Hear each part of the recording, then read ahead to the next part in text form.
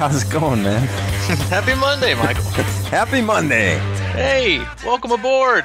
Crushing Iron Triathlon podcast. Today is November 5th, 2018. This is like episode 212. 213. Yeah, we're back in that game where I honestly have zero idea what episode we're on. But I can guarantee you we're going to do an episode every Monday and Thursday, as we have been for what will be next week, 2 years. Oh, man. I got this is you got the November's anniversary thing down, dude. I think Allie reminded me. This is probably one of my. I mean, I think November is fairly underrated anyway, but November is a huge, pretty good month for me anniversary wise. So, yeah, it is a pretty special month, and this is like the cherry on top of an already great Sunday. Yeah, we've got this anniversary, and then it's when is your anniversary? My wedding anniversary? Well, no. Yeah, no. that as we all know, that is easily the most important anniversary in my entire life. I mean, well over even, my own personal birthday and, whatever Allie wants me to be. I love you, babe. Yeah, so this month will be our podcast anniversary. The 14th, I think, is what Allie told me. And then I'll be 5 months sober on November 20th, which is pretty exciting. 5 months? No, it's not 5 months. Excuse me, 5 years. Say, dude. 5 years. Why are you not telling me something here? 5 years. Which honestly, this is like the first time it's actually felt like a long time. It usually feels just like not that long ago, but 5 years is a long time. So that is a very, very long time.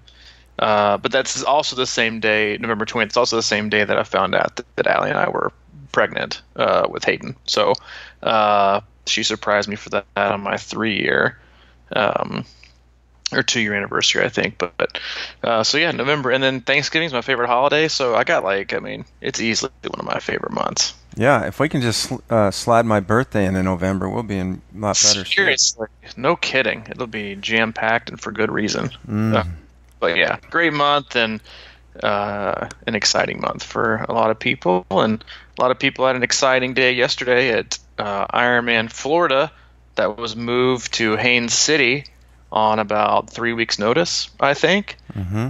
I think it brought a much more challenging day than people had previously anticipated. The course is a little bit different, but I know we had an athlete there on the ground, and we had 3 athletes racing, and it was pretty toasty, and down there in Haines City, I think it was 80s, and then at one point I remember looking on the Wonderground app that I used, and it said feels like 92.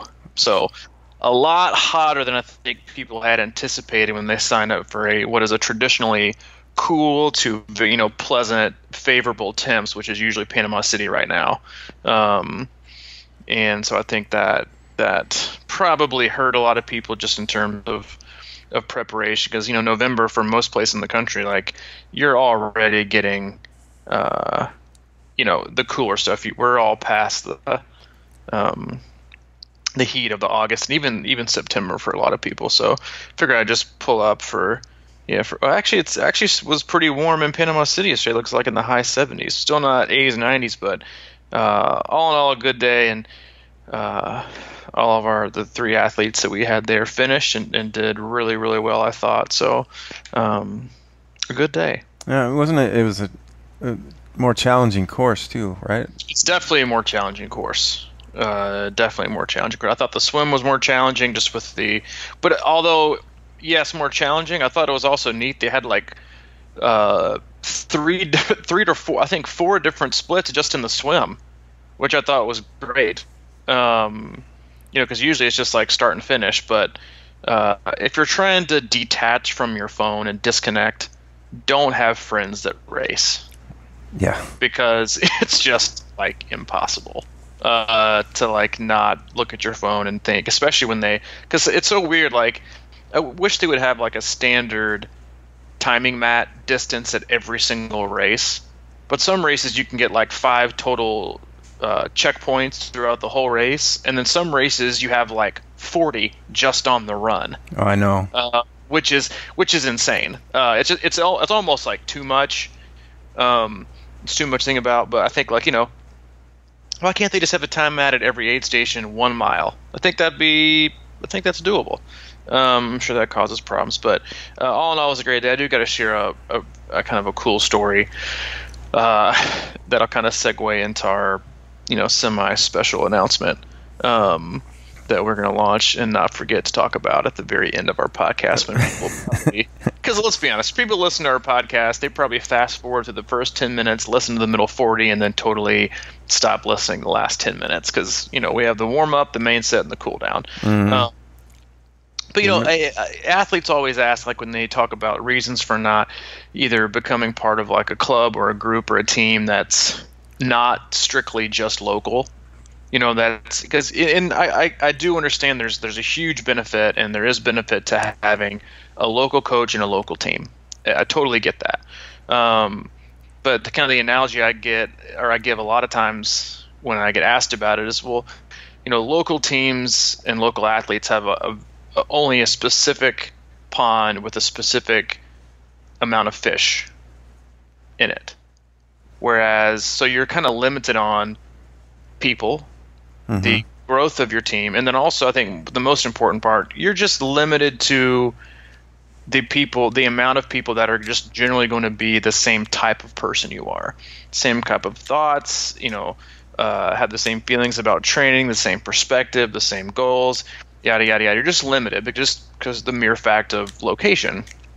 Luckily, we've been incredibly lucky and blessed to have so many amazing athletes just from kind of all over the world, but most of the U.S. that live all different kinds of places. Mm-hmm. And that's the nice part about it, is you can get like-minded people everywhere. But to tie that into just how does that work, and where do you find the support? I'm like, well, you find it everywhere. We obviously have a closed active athlete only group, but to just make the story is, there's an athlete, Nikki, who I've been working with for just a month. Mm-hmm. She lives in Florida. Only been working with her for a month. It's kind of funny. She literally just texted me. Her ears are burning. And when the Ironman got moved from Panama City to Haines City, she lives about 15 minutes away, and she was like, hey, let me know if anybody there needs anything or needs a Sherpa or a ride to race morning.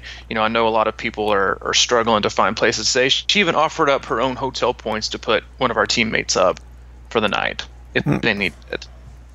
Wow, that's cool. Never having met him. And then she went yesterday and spent her entire day at the race, cheering on the athletes that we have, taking pictures, giving updates. She was there from the start, and then she was there, and she sent me pictures last night of our finishers crossing the finish line, so I could pass it to them. It was like pouring down rain. Was it? Yeah, it was like storming, and I think like flooded part of like the finish line at some point. But the videos and the pictures that I got that I was able to share with them it was in like the pouring rain, and so I was able to text them this morning some of those pictures. But they got to meet people that one was from Canada, Alan is here from Tennessee, and the other one's from Georgia. But just immediately went into team mode about how can I support people on a team that I've never ever met before, mm-hmm. or had any interaction before, or have any idea what they're doing, or even if I like them, but I understand they're part of this team, and so they more than likely think the way that I do about certain things. I just think it's great. I mean, it's incredibly fortunate, especially as a coach, to have athletes in basically all the major cities with these races are close to it, to have that kind of support. And we have some of the most amazing and generous athletes as far as giving their time and working with people that you're ever going to find. Yeah, it seems like those kind of stories pop up every weekend. We do. We have people like that. It's very fortunate, which I know for me personally is just incredibly gratifying when it seems like every other thing that you want to read or that's publicized or promoted or commercialized on basically every outlet that you can possibly think of is like negative or argumentative or conflict oriented, it's like that might be like the world that you live in, but that ain't mine.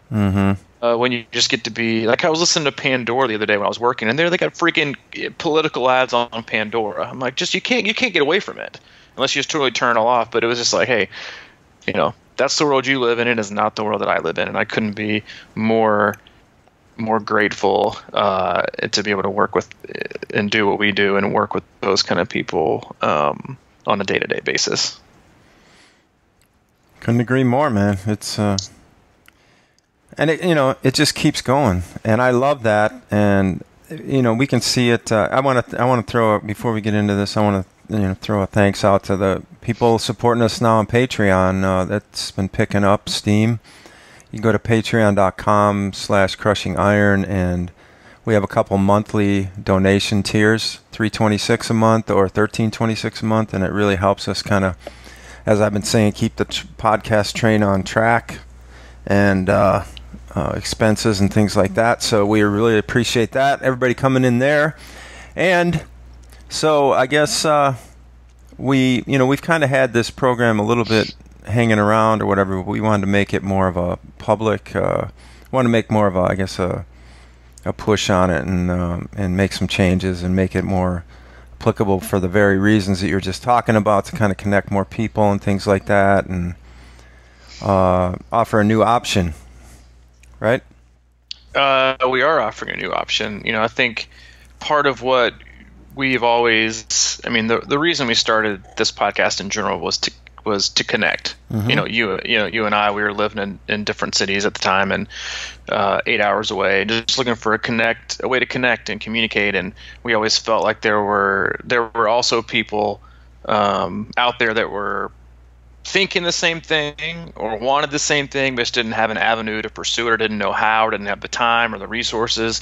And so, 2 years later, if you're in our Crushing Iron closed Facebook group, that's kind of what it's become, and a really, really amazing community of really, really awesome people that support each other, that give good feedback, in an environment where you can ask questions without fear of condescending retribution. And,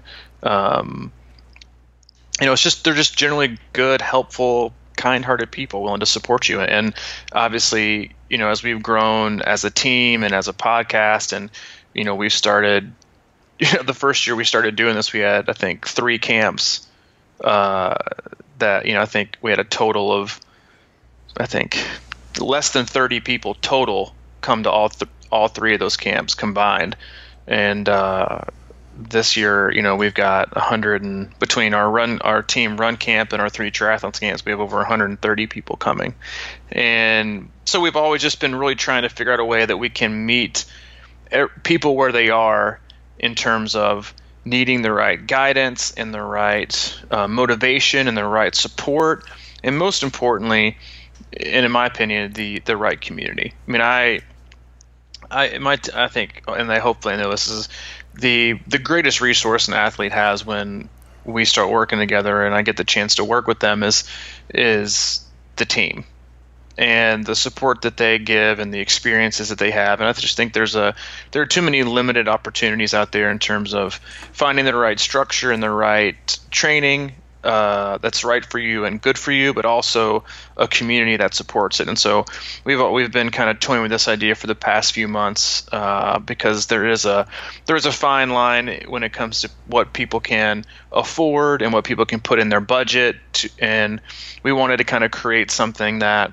met people on the other end that was a much more budget friendly than getting just the weekly customized coaching in our team, but to have what we would call kind of the C26 club membership.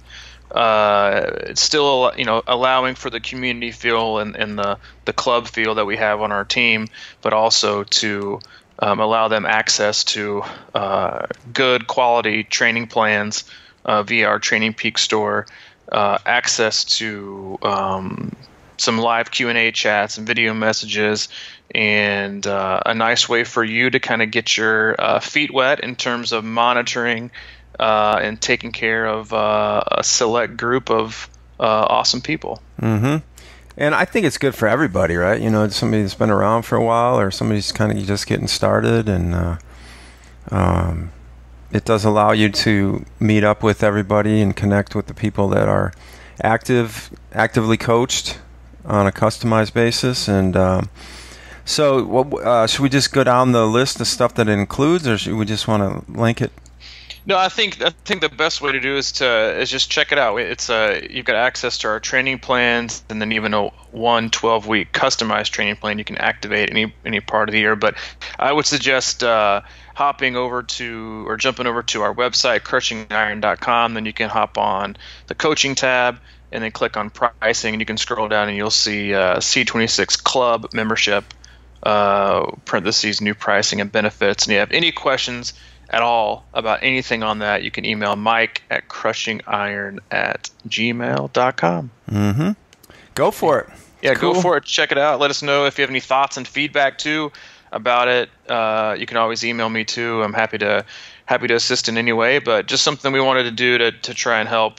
Because to be honest, the more and more I see and hear things from just the athletes that I work with and their friends, is while I totally believe that everyone deserves and needs a solid quality training plan and coaching, regardless of who you get it from. I believe everybody deserves that on these journeys. But the more and more we get into this, and more people we come across at these races and the events, people need more. What people need more so than the training plan part is they need the support and the community. They don't need, like, I had an athlete after Louisville be like, the coaching is great. And I said, that's these people don't need the coaching as much as they need C26. They need the community. Mm-hmm. And you and I aren't the community. The team that we have and the incredible athletes that we have, they're the community. They're the people, and people need that. And I think you get more out of that from a fulfillment aspect than you do anything. I think it sums it up pretty well that we're February, which is like one of the colder months in Tennessee, we're having a team only, what we're calling a run retreat. And most triathletes will bitch and moan about running, especially in the off season. And we've got currently 55 slated to come, mostly, and they will totally admit this. Yes, they're coming to run second. The first thing they're coming to do is hang out with the rest of the team. Mm-hmm. And I think it's got very little to do with you and I. It's just they want to see their friends, and they want to see people and connect with them and hang out. So I think that kind of sums it up. But yeah, go to crushingiron.com, check it out. If you have any questions, email Mike, crushingiron@gmail.com. Or any questions at all about anything, you can always email me too, c26coach@gmail.com. Right on, man. Yeah, I look forward to meeting a lot of new people and getting this thing going. Getting it going. Yeah. So, you went off on a little mini tangent yesterday. I did? Maybe not a tangent, but you went, you have these kind of get off my lawn texts you send about once every 2 weeks. This was kind of a get off my lawn text. Yeah. I did. So you want to go into that topic today? I think so. Okay. I'm trying to look up exactly what I just said. No, it was grumpy. I can tell you that.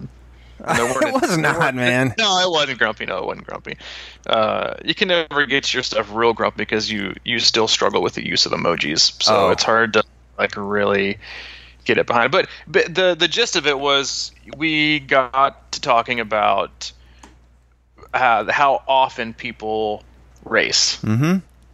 And and it was funny you would text that, and this always seems to come up with us, but that my wife and I had actually talked about this on Saturday.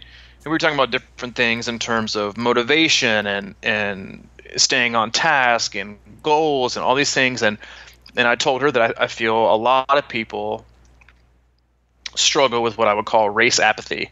Is they sign up for a race every 3 weeks. And I get it. Like if that's your life and that's what you want to do, you just want to go to and do races, every other weekend or whatever, then go for it. Mm-hmm. But if you really truly want to take and pick one day out of the year to just go all in and blow it out of the water, you can't really do that. And while I think racing before big races is important, I totally think it is. I think what happens for a lot of athletes when they do this like race apathy is that it tends to, for not all, but a good majority of athletes, it tends to diminish the level of, maybe not importance, but the level of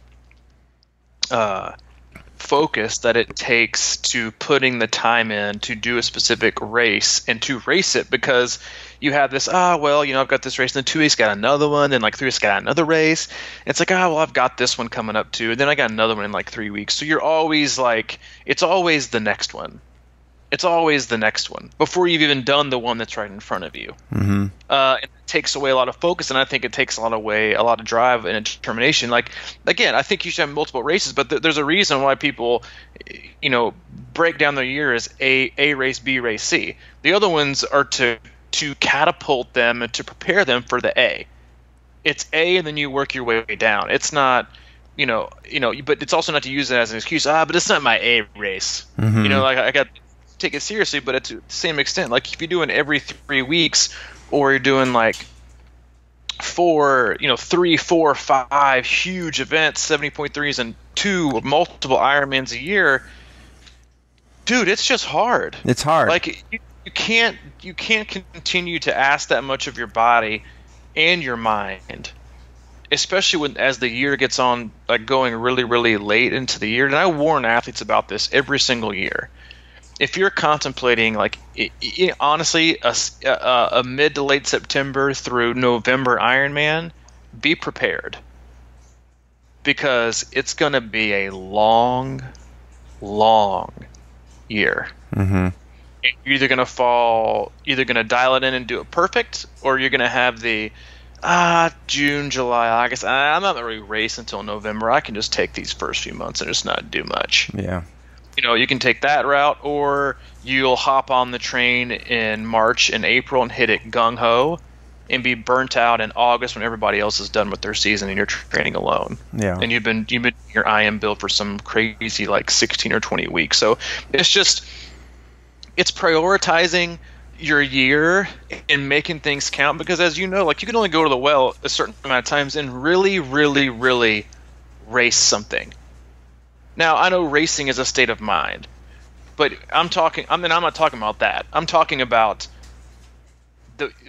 picking one day of the year that your body's going to be in the best possible shape it can be in the whole year, where you can dig deep and go to the well and give it everything you've got. You only get 1, maybe 2 of those a year. Yeah. And yeah, you can go and choose to race multiple ones, and you will, quote unquote, race. It's not going to be the best of your best for that year. Yeah, when I look at that, I feel like, I always talk about how the idea of seeing one of your friends that you would never suspect would be able to do an Ironman or something, and then you see them do it, and you're like, well, man, I could do that. And then this is sort of in a similar boat, because I feel like you start seeing a lot of people going, well, I'm going to do this 15K this weekend, and the next weekend I got this Spartan race, and the next weekend I'm this, and then you start seeing people do more and more stuff like that, and you're like, wow, maybe I could, maybe I should do that. I feel like you get kind of sucked into that trap of, and my text said that I'm getting the feeling that people are starting to overtrain and over race, and I feel like that's maybe one of the things you can kind of get sucked into, is that excitement and momentum and things like that, and the next thing you know, you're just sort of in a whirlwind, And I was reading, I read this guy Stephen Pressfield a lot, the War of Art, and Do the Work and stuff like that, and he talks about resistance, and one of his main definitions of what resistance is, and essentially that's something that keeps you from the real goal or the things that you want to do in life. And he said, he's got this big long list, but then he says at the end, in other words, any act that rejects immediate gratification in favor of long-term growth, health, or integrity. So I feel like we get sucked into the immediate gratification piece a lot. And we put off maybe what could be our long-term goal, which is that, superior health, longevity, integrity in our lives. And instead we have to, and I feel it, right? Like right now, since Ironman Louisville, you fly on this cloud for a few weeks, and then all of a sudden it's like you realize that if you're not adjusted like I am all the time, openly admitting, you start looking for that nugget, that's going to like be that false pick-me-up. But in reality, I have to always force myself to kind of be like, all right, so this is November, my next race is in May. Maybe this is a good time to like figure out a way to balance my body out and, keep it light, really just kind of almost regroup and do the stuff that you don't really want to do, rather than going out and blasting out a bunch of runs, and you know what I mean, keeping a nice balance in my life. Instead of like, really thinking about what's best for my body in the long run. And I say this as a little bit of an older guy, but I'm just throwing it out there. Well, I think, you brought up a good point, is that we get there's like, so, and this goes for everything in life, is there's so much external pressure to do this and do that. But the hardest thing, which sign up for this race, tier 1 sold out, tier 2 sold out, tier 3 sold out. Oh my gosh, man, I gotta sign up. Yep. And then, and I get it, like you have to plan. Everybody has to plan. It's the world that we live in, even though we know almost certainly that our plans are going to ultimately just go to shit because life's going to happen and we're going to have to just basically rearrange everything. You have to at least attempt to plan, because you got to ask off, work, you got to allow PTO days, you got to look at scheduling, you got to look at your budget. All these things have to fall into a category of planning out the year. But as go ahead. No, I was going to say it's a little bit like going into a grocery store hungry, though. Some of this stuff. You plan your grocery list and go when you're not, starving, because you're going to end up starting to buy all these races off the shelf or whatever. Yeah, I mean, the off season is like sending your wife to Target. Hey, babe, where you going? I'm going to Target. What are you going to get? I just got to get, I'm going to run in there super quick and get some, deodorant. Okay. Hour and a half later, what comes home? Babe, what'd you get? Well, I saved like 40 bucks.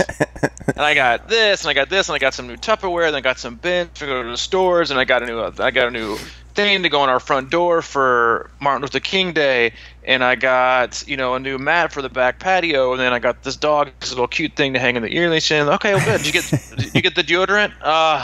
Totally forgot the deodorant. Yep, it's the $200 shower curtain. But that's right. But I saved like $40. I'm like, kill me right now. Hey, I fall for that. I mean, that's why you can't ever go. I send my wife. That's why I have to chaperone my wife at Target. I mean, we don't even get in the door to get what we're supposed to get. And they've got that like suck you in little mini aisle maze where it's like everything's like 99 cents to $3. It's like, take one of these, take one of these. That's only $3. Take one of these, take one of these, take one of these. We need some shower paint. We need some, we need this. Who doesn't need this? Anyway, but that's the off season. Mm-hmm. And I get it. We're picking this. We know what we need, but there's all this temptation to get the other things because we're doing this and we're budgeting and we're preparing and we're ready. But as I kind of gave you like the analogy yesterday when we were texting back and forth, it was like the off season is so much like college. It's so much like college. Mm-hmm. you're expected to know what you're going to be, who you're going to be, how your whole life's going to work, how you want to do things, the amount of money you make, the career path you want to do, the next year's classes, this, and this. You're like 18 years old. You don't know jack about jack, much less who you really want to be with your life. But it's like, we're going to get this degree. We're going to major in, this. And then like 2 years later, you're like, dude, I have no interest in this at all, period. Mm-hmm. But you're expected to know all this and plan your year out. And you don't even like know what you're going to like or what you're not going to like or who you're going to be or how your life is going to end up taking shape, because you're always growing and you're finding these new things. And so you make all these decisions, and then sometimes you get stuck. You commit to a major, you commit to a class schedule, and you end up hating it because you feel like you have to stick to it. And then you end up dropping out, flunking out, leaving and never coming back, because you feel like, oh, well, all my friends do it, all my friends are doing this, and all my friends are doing this, so I got to do this, I got to race these races, I got to do this, and you're like, crap, like that doesn't even seem fun for me, because it takes so much courage and so much patience and so much just self-confidence to look and be like, I don't even. I had an athlete. We did this together like this last week. She's been kind of struggling with. And I think a lot of people struggle with their why this time of year. And can I just say this real quick? Yeah. Your why can be whatever the heck you want it to be. It doesn't have to be that you're raising money for kids in a different country who don't have food. Like it doesn't have to be some extravagant emotional attachment that will make everybody in awe of the great, inspiring human being that you're being. Dude, if you just want to look good naked, then make that your why. It doesn't matter except what it matters to you, and B, guess what? It's always going to change. It changes for me. Some days it's because I want to achieve Y. Some days it's because I need to just disconnect. Some days it's because I want to keep up a healthy lifestyle. Some days it's because I want to set a good example for my son. It's always going to change, but just don't feel like your why has to be some grandiose gesture to the humanity of the world that would spawn like a Netflix documentary. It just doesn't have to be that. So like if you're searching like far and wide for your why, just go stand in front of the mirror and look at yourself, be like, dude, why do I want to even go work out today? I wouldn't mind dropping a couple pounds and looking pretty good in this tank top. Go for it. So this is the sidebar. But so this athlete, I said she was just having a little trouble finding her why. So we went through this exact conversation. And she was like, I just really love doing X, Y, and Z right now. Okay, let's do that. Like, this isn't like a unchangeable, you're pigeonholed. Like going into triathlon isn't becoming like a nun or a priest in the Catholic Church. Like, you're not just committing to something for the next 80 years of your life, whether you like it or not. Like, you could do and change whatever you want to do. Like, we have this freedom to do this, in America, where you can just do whatever you want to with a lot of things. This is a good thing and a bad thing, I think. But like with racing, like I think we get this pressure of you have to do these races or you have to do these long races, when sometimes like you just find yourself being like, I just love to do this right now, so I'm just gonna keep doing it. And while it might not fit in what I previously thought I wanted to do, okay, let me just change it, because the quickest way to burn out or resentment of your training or your racing or your lifestyle is to continue to do something you don't want to do. And you don't want to get there. And that's a conversation. I have an athlete that I work with who took about 3 or 4 months off. We just kind of came like I said, listen, if you don't want to train right now, don't train. Take a break. Like, because if you don't, you might never come back. You just might never do it. And you need to be happy. Regardless of what it is you want to do in life, you need to be happy and you need to know why you're doing it. You need to enjoy it. So she took, I think maybe 3 months off. We kept in contact. She even came in town, did a bike ride with our group, and then emailed me and was like, hey, I'm ready to go. And has been straight killing it ever since. But we had a driven, like, no, you've got to do this. You've got to do this. You've got to do this. Then who knows? Maybe she'd be gone for good. And that's how you have to be, as an athlete, you have to be willing to allow yourself to mold yourself and not just try to fit yourself in this hole of whatever it is you thought it was going to look like, because you think, well, what are people going to say if I don't? And so you have to just love it and enjoy yourself regardless of all things, and because your purpose, for what you're doing only has to matter to you. There you go. I thought I lost you there for a second. No. I was just thinking about it. I mean, because that's always been a huge one with me, is like, I feel like I'm very conscious of this idea that I can always, quote unquote, suck it up and charge through the wall and do that. But sometimes, after you do that for a while, it starts wearing on you, and you kind of look for ways. I mean, I think there's a natural tendency to, and when I say this, I don't mean lazy, but I think there's a tendency for us to want to make things feel easier. And a lot of times that means taking a step back, or like you're saying, taking a break, because you can keep going out there and with your running club every Saturday morning and do these hellacious track workouts or hill repeats or these tough runs or whatever the case. You can keep doing those for a while, but eventually that's going to be the end. If you're feeling like every time you got to go through something like that. I talked about it last year when I said I don't want to do another Ironman unless I get my act together, get my base in order, and feel like I can actually go out there and perform it without that kind of pain, because I didn't enjoy it last year. This year was different. I felt like I was closer this year, and I took steps to get there, but to keep slamming your head against the wall and recovering, and just because you're not doing it for yourself, you got these other things pushing you, or you want to like act like you got it together, that can be real deflating. I mean, it can be a curse. I mean, the death curse of the whole thing, because you have to want to do it. And what does it take to get there, to the want?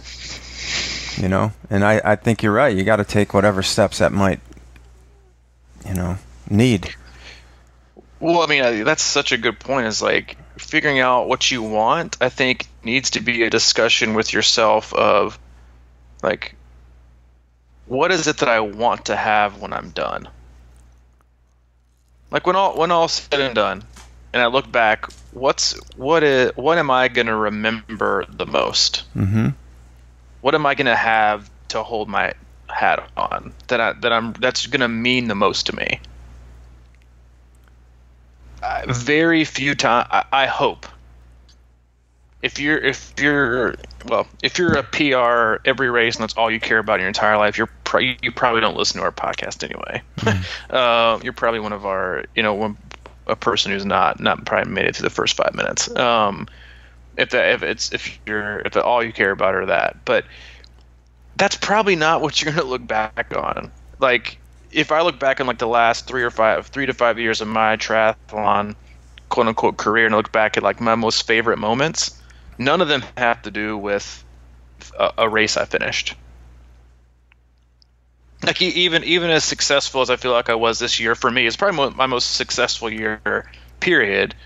Made my first 70.3 podium, qualified for 70.3 Worlds. Feel like I had a really, really solid year, made a lot of gains. But if I look back on the year, like what was some of the stuff I remember the most of, none of it has to do with me actually in the midst of like racing or my times. It had to do with, the camps we did, the people we met, like the dinners that we had like before or after. Like it's like the times that we share with people, or like not, or it was doing stuff with Allie and Hayden that included training. It was like stuff like that's the stuff you take with you. And I think that you have to sometimes disassociate yourself depending on who your current surroundings are, or friends are, or athletes are. It's like, is what matters to you the most really what matters the most to me? And if it doesn't, guess what? Newsflash, that's okay. And it can go both ways, because what's important to you. And I think just like we talked about, your why is always changing. What matters to you is falls in that same category. What matters to you the most? Like, what do you want to do with your? Because so many times it doesn't necessarily need to be a conversation of like, what do you want to race this year? What races are you doing? It needs to be, what is it you want to do with your time and your motivation and your dedication and your commitment this year? It might be like, do one triathlon, do a couple other endurance races, do a couple century rides, do a trail run, do a camp, do an open water swim. Like, if that's what you want to do with your year, then just do that. Like, it doesn't make you any less of a person, like, or an athlete, or because you didn't do an Ironman this year, or you didn't do a 70.3. Like, you just all of a sudden like didn't lose. Like, in some communities, in some aspects, you might lose your ever so powerful and popular triathlon street cred. Because you can be like, yeah, dude, yeah, man, how you doing? Oh, I'm good, man. I'm training for 70.3. Like, you see those like funny YouTube video clips people put together for triathletes and Ironman, like when they talk about their training. Like, you might lose a little street cred in that area, or you might not be able to have that conversation of only talking about triathlon. But that's how you need to look at the year. What do I? The respect I have for people who take on an Ironman for the very, very first time, the same amount of respect that I have for them in making that choice to fit that in their schedule and take this on for the first time, I have the same amount of respect for the athlete who says, I ain't got that time. That's not in my, because a lot of times it has nothing to do with their fight. It's your athletic budget. It's your emotional and mental, it's your emotional and mental budget of what you feel like you have to invest for the year. And a lot of people forecast their like racing stock market, and they throw everything in the year before, October, September, November, December. They throw in the 2018. Right now, we're throwing all of our assets and all of our money and all of our triathlon mental and emotional capital into investments for next year, and on a predictive forecast. And then January, February, March hit, and we're like, oh shit, that was bad. Like, I shouldn't have done that. And so now you're stuck. Now you got to wait, and you got to wait out your motivational, stock market, and hope it doesn't fully crash, and hopefully you can just kind of get by and not lose a ton. Or you can just wait to invest, or not invest at all. Just enjoy having your mental and emotional capital, and then just waiting, and enjoy that, and have that security, and just be happy with what you got. And it takes a lot of restraint and a lot of planning, and then a lot of flexibility, because and I deal with this every day as a coach with athletes, because lives are always changing. Plans change, life change, where you live, who you're with, the job you have, your kids, everything is always changing. So plans have to be flexible. And it's a struggle for me too, personally, as an athlete. But you just this time of year, like, just ask yourself, am I racing for the right reason? Am I racing for me? Because this fits, and am I choosing races for me? And I get it. Like, some races, like, you just totally want to do. Like, we have team races, so I know that falls in the category of somewhat peer pressure. But I can tell you right now that 90% of them aren't racing the venue. They're racing because they want to come hang out with the rest of the team. Right. But that's the point. Like, you want it, like, and what they're going to remember, they're going to have a good race, but what they're going to remember, for like talking like Chattanooga, like what they're going to remember is, or talk about it's like the fun times we had having pizza afterwards, and the fun times we had 2 nights before eating at that Italian restaurant we basically rent out. Like, those are things that you don't want to miss. It's like connecting and doing things with people, and so just, I know that some of it might not make sense, or some of it might be hard to comprehend when we have to plan, we have to budget, you have to make plans, and you eventually at some point, if you're going to race, you got to sign up. Mm-hmm. And you got to make those calculated risks and decisions. But don't ever be afraid to not sign up. Rarely have I ever come in contact with an athlete who has ever said, "Man, I really regret not signing up for that one." Rarely ever happens. It's usually, oof, yeah. They had that like Black Friday sale, and I signed up for that whole series of 6 events. Probably shouldn't have done that. Yeah. But now I got to race them all. Now I got to race them all, where it's become a chore instead of an outlet for something that you really, really enjoy. Yeah, and you can have that regret maybe like that day or something like that morning, but then just stick around and watch the run, and you'll be like, I am glad I didn't sign up for this. It's like, because there's a definite fear of missing out factor that comes into play here. So yeah, I think that it's a huge distinction, because I know a lot of people, and I'm one of them, that maybe will sign up for a race and then for whatever reason not be able to give it their best effort and let that affect them. And it's kind of like I end up I've done this, over and over. It's kind of like you go and you expect something different, and it sort of turns out the same, and you can't figure out why. Somebody posted in the group the other day about the closed Facebook group about how they can't seem to figure this out.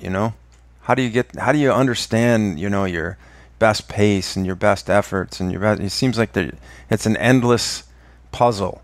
And, that's kind of the beauty of it, right? Mm-hmm. This sport it really is a metaphor of life. It's really like there's seemingly no clear answer, but we can kind of keep going down that search route and hope to figure it out.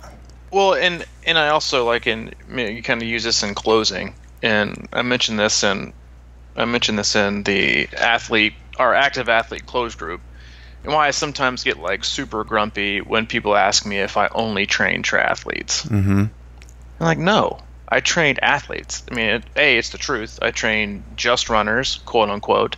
I train people doing specific cycling events. I train people doing, ultra swims. Everybody, because it's not totally this fundamental difference.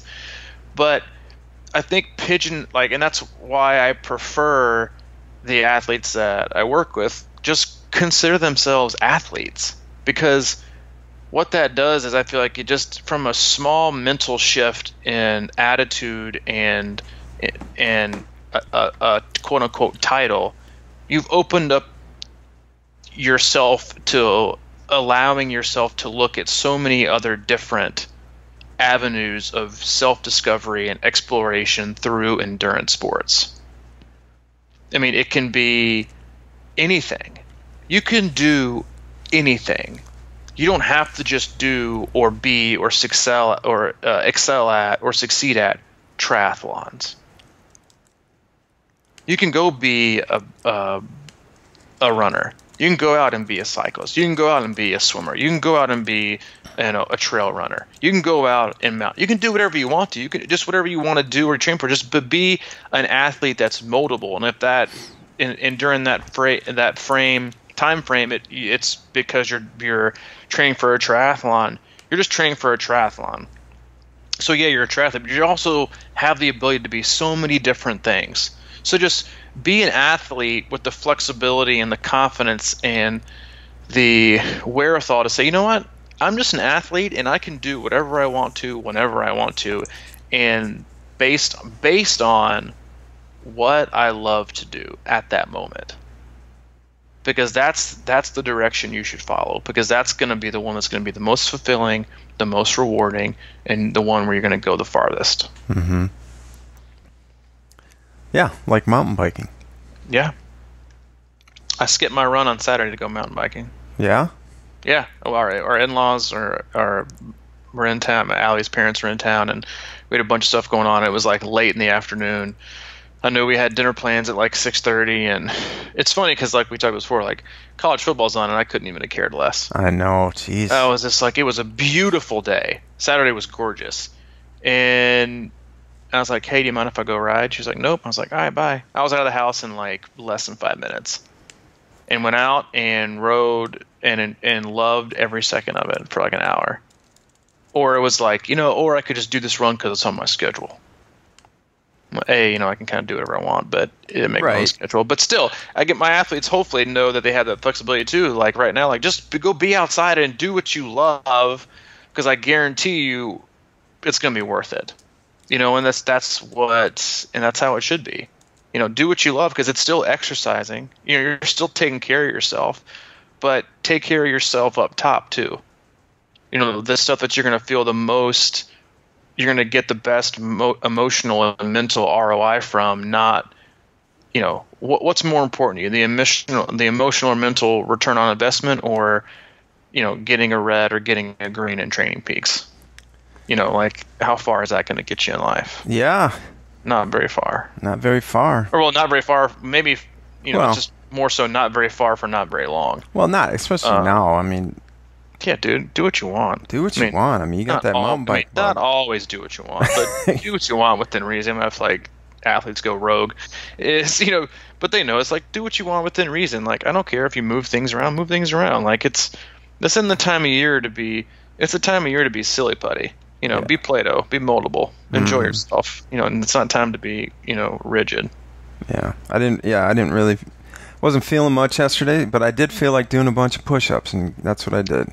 There you go. It was good, man. That full body stuff. I can hear the pump. Yeah. We both have lost our college football interest, but I would like to give a shout out to Ross's Princeton Tigers. Oh. 9-0. Big win over Dartmouth. 9-0, huh? Yeah. I didn't even know they had a football team. He sent me a text. He goes, well, maybe some of you are losing interest in football. But Congrats. My Tigers are they had a tough one with Dartmouth, but they're back. They're leading the Ivy League. I'm excited about that. I keep telling them I want to go see a game. Maybe not. Yeah, that's what I thought. If they play somewhere close. I don't know. Maybe the Pinstripe Bowl or something. Do what? The Pinstripe Bowl? Yep.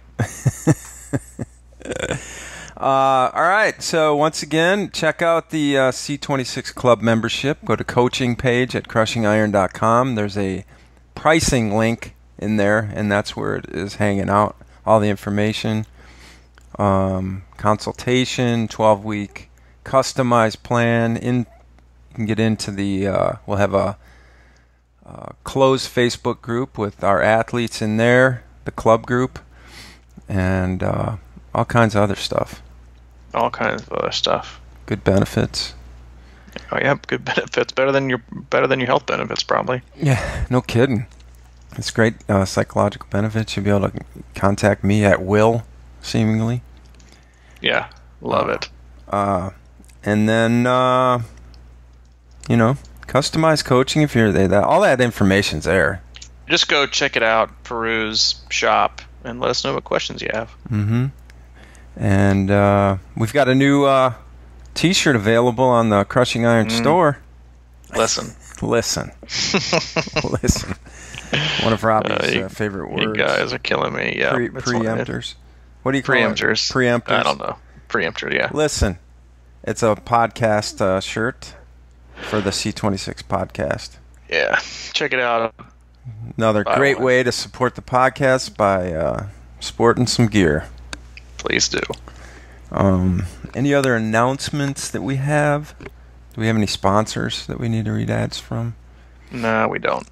We don't have any sponsors. No. What else you got cooking? That's it, man. Okay. All right. All right, then. that'll wrap it up, and we'll see you on Thursday. Thursday it is. This has been episode number 213 of the Crushing Iron podcast. Awesome. Talk to you later, dude. See you, man. See ya.